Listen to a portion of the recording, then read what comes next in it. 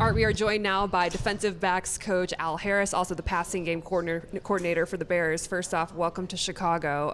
I want to start with the obvious question that for like 6 years of your career, you were taught to hate this place, and now you're on the other side when you played for the Packers. What do you remember about being part of that rivalry as a player?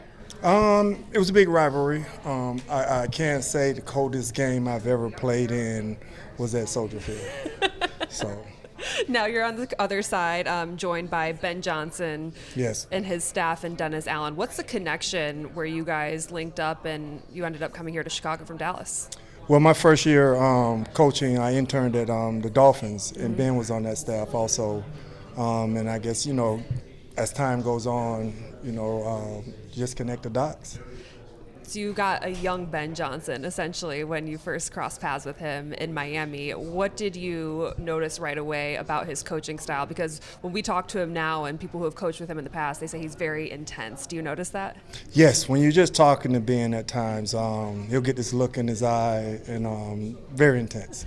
I would say very intense. You have a very talented secondary that you're going to be working with. They just extend Kyler Gordon, an exciting nickel who's very versatile. Jalen Johnson, who has big expectations for himself. Let's start with Kyler, because Dennis Allen was just talking and saying, he brings a ton of versatility, but they want to find him almost a secondary position that he can play, whether that's outside corner or safety. What stands out about his skill set that you're excited to work with? Well, I think he's a good all-around football player. When you find guys like that, you have to find ways to kind of bring their attributes to life.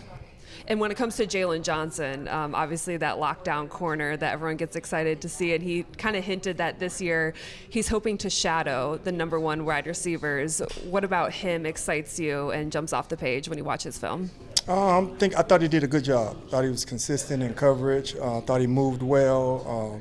Liked him when he was coming out of college also. So I'm excited to work with all of them. With Tyrique Stevenson specifically, everyone said when you got hired, you're gonna really take him under his wing. As a young corner, what are the most important lessons that you feel like you can teach him, having that playing experience, as you try to get the most out of him? Well, my thing is mindset. Just get him the right mindset, how to go about his day and being a pro. So that's kind of where we'll start off. But when he was coming out of college, man, I think he was one of my most interesting 30 visits that I had. It stuck with me in a good way. Okay, what about it? It was just genuine. We sat in there, we probably went over time, but it was just a genuine conversation. We talked about ball, talked about life, and it just went from there. When you come onto a new staff and you get a new roster that you're going to work with, obviously everyone's a new face. How do you go about connecting with them initially? Is it before they get in the building? Are you calling them up like, hey, let's start to get to know each other? How do you start to build that trust, which can be so important for a coach and player? Well, I think that really has to be organic. You know what I mean? So you can't rush it, can't push it.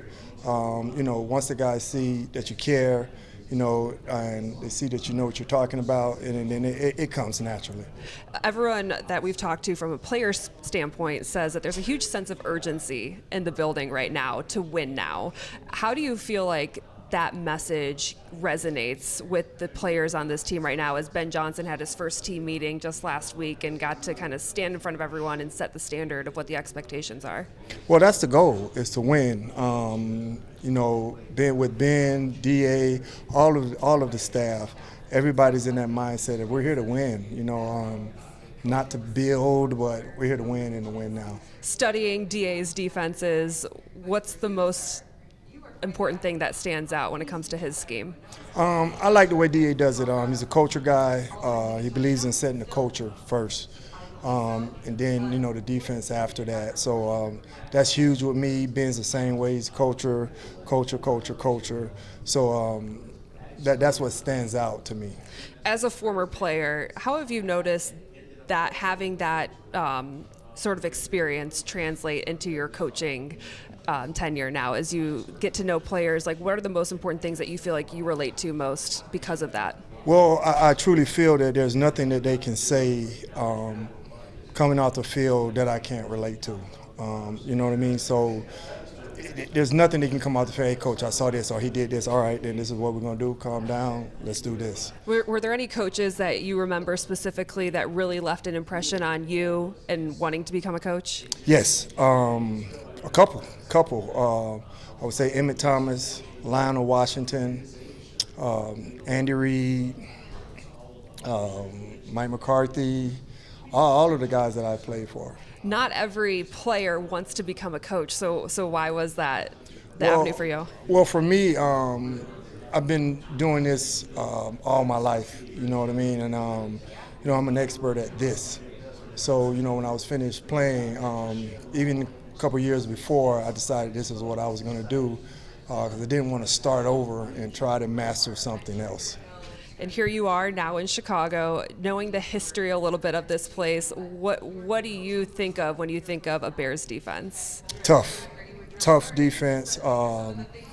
A team that is led by the defense. Make sure to tune in Thursday for the Fox 32 Draft Special. It's from 5:30 to 7 on Fox 32 Chicago. I'll be in Green Bay. Lou and Ant will be out at the Bears draft party at Soldier Field, and Tina Wynn will be at Hallis Hall. In the meantime, catch up on all of our extended off-season interviews and episodes on Fox Local and the Fox 32 Chicago YouTube page. We'll see you next week.